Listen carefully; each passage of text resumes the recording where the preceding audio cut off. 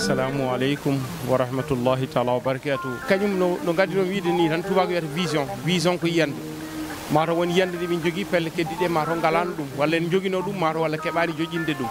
minen mato yiyanda men de min jewtidi min bi mato wana diwan goto min cohlani diwan ta jewni pelle kew non ko problème ko pelle diwan walla problème pelle leñol walla pelle endam en heewi pelle tan ta ƴewtudim tan won ko woni en particularité ɗum noon wiya ko Fouta fof faltaki hay goto par ce que no min cosinde tan cikkuɓe nder 2 semaines tuggi Podor walla tuggi Saint-Louis Richard Toll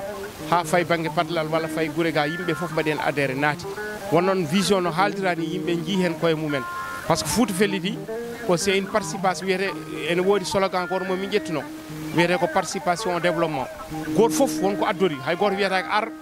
ma tawɗo hunde ala an addorat ta addori tawa ɗum ko yimɓeɓe ko pewji e nder mum bo e ko gaddorɗa ko enen fof mbawen gollude ko poɗɗen gollude ko donc nden yiyande presque nde meeɗa waɗire noon hewno tan ko fedde fewje ene woodi une ligne conductrice wonno yarata yimɓe gara gabbo hen kono ndeɗo fedde an hande garɗo hande o e garɗo hanki o walla gumiɗo banggue goɗɗo o ene wawi arde Fouta Felliti wiya min de wonno jirunomi ni banggue diwan amen walla wonno jirunomi ni banggue nokkuji ɗi ɗum nde jinmi addude Fouta Felliti min mbiya jomum bisimilla ɗum noon wadde ndeɗo fedde jiiɗa e pelle keddiɗe wallahi ko noon wiira guila départ hay salminago gota wattin hakkille mi wi wonnoɓe Tamba e nene Fouta Felliti won wonɓe Mauritanie nene Fouta Felliti wonɓe jooɗaki ɗo e Sénégal hande jooɗiɓe caggal ley jogui nationalité ji goɗɗi nene Fouta Felliti te kadi ɗemgal pular ngal tan no warani Fouta Felliti par ce que min dañino ɓiɓɓe to ko banggue magonaɓe banggue seedonaɓe ko ɓiɓɓe jolfuɓe e ɓene Fouta Felliti min dañino Sarakulleɓe ene gumi Boki Diawe e ɓene Fouta Felliti donc wadde fawake ɗemgal fawake leñol fawake diwan fawi koye nokku yidde Fouta e Foutankoɓe no mbayni en tawino kadi ene famɗi neɗɗo ɓurɗo en wonde jambaro e to banggue aduna o par ce que jiɓiɓe Foutankoɓe ɓen jeeyi caggal leydi pi temedere temi ɗiɗi mbaɗi forage uji hôpitaux ji fof guila laamu arani ɓen noon wadde to mbiyama yo ndendu rendo woto to ko rendo mawgo wawgo naworde gandanɗa gueɗe aduna nde ko fate développement noon diine nen hen sport nen hen ndema nen hen gaynaka nen hen jangde nen hen développement ko fof ko nawarta neɗɗo wiyete le développement humain neɗɗagal ko nawarta ɗum fof guila e cosaan men aadaji men no wano yodde ni ene foti gandanta hande yuɓɓinede Dakar hitande fof walla lebbi jeegom fof ene waɗe ɗo rendoji lambaji mawɗi cikkete hande lamba joni jeeyi ɗum ko waɗɓe wona enen jeeyi ɗum noon Fouta Felliti ko ɗum ummini ɗeɗo gueɗe fof ɗum tawi ko waɗi différence mo mbiɗa o te ko Foutanko fof jeeyi ɗum jooɗi to wawi joɗade e banggue dunde Baba Adama fof min basortomi yimɓe tan ko pellital joɗade e galle mum go fof ene haala miijo mum e yiyande mum ene weeɓi neɗɗo sa jii yimɓeɓe hande keeɓi ko keɓate aduna e doole ɗe hokkata ɗum ko rendo neɗɗo min tan e hooram tomi haali hunde walla min e famille am walla min e leñolom min keɓata doole keɓa ɗum ko rendo wonko keɓeten exemple ɓuɗɗo rabɓiɗi yimɓe hande aduna fof ne ƴetta ɗum ten goni ujunere neɗɗo 1000 personnes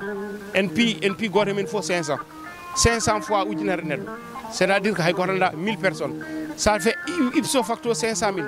jantuɗo to ene wawi humtude haajuji kewɗi to ko e banggue Dakar walla e banggue yimɓe men walla ɓeɗo en jogui caɗele walla ɓe keeɓi ga ɗum ko temedere tan de kalmi mi haalani temedde ɗiɗi mi haalani ujunere mi haalani ujunaji ɗiɗi ɗum noon wadde ko rendo wawi hokkude ko neɗɗo goto walla yimɓe sappo walla yimɓe temedere mbawa hokkude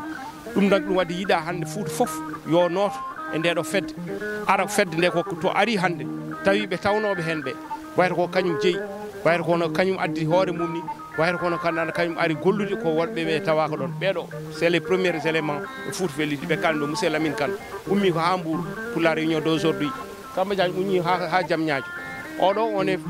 il était pas censé wonde ɗo hande ummi ko banggueji goɗɗi woɗɓe jinno arde mato ko jonde nde ko jonde bureau tan waɗira tan ko pour yo yimɓeɓe ƴewta beele assemblée générale o no waɗira te siftinorde yimɓeɓe assemblée générale o ça sera le 23 samedi 23 août ça sera dañcaɗo inchallah min noddi Foutankoɓe pop gaare vous allez pas le regretter ma on gandu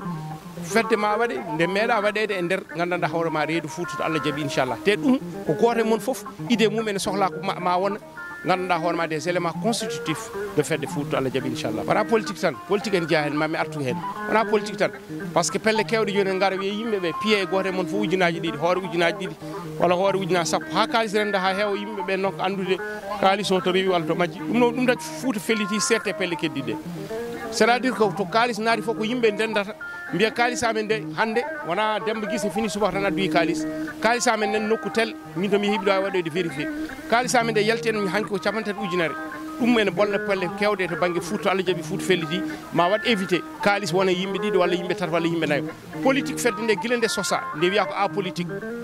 apolitique par ce que to wiyama politique tan mamin dañ neɗɗo goto wona caggal amen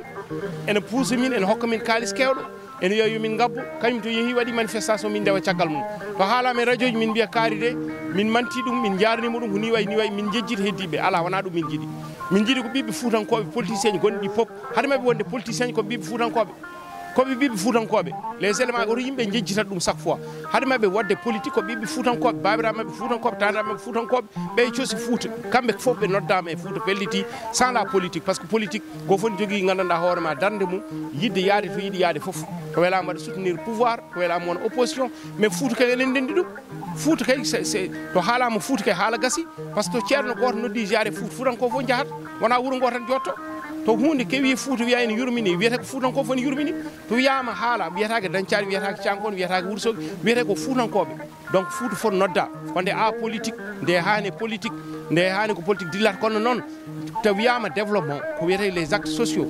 to naate ko wiyete définition vraiment développement politique ene jeeya hen mais une politique autrement to wona politique politicien emin ndewa caggal politicien emin ndewa caggal mum mais noon politicien gaddo ballal mum min yiiɗi wallude Foutankoɓe waɗirta ko sibbo Allah wonko Allah hokki ɗum wonko Allah luɓiri ɗum wiya min hande mbiɗa yiiɗi mbaɗon mi waɗon parrainé organisation mo jiɗɗon wadde o ballal ngal jiɗɗon wallude Matam naɓe hande galleji mabɓe ko bonni politicien adda jowdi mum yiiɗa wallude en jaggat ndin jowdi ballen ɓe poɗɗen wallude ɓe jaronoɗen politicien par ce que o waɗiri ɗum ko sibbo Allah kadi mbaɗen accompagné gandanɗa hoorema ɗin acteur uji développement ji ko ɗum cohluɗen donc des politiciens avec mais comme des acteurs de développement to Allah jaaɓi inchallah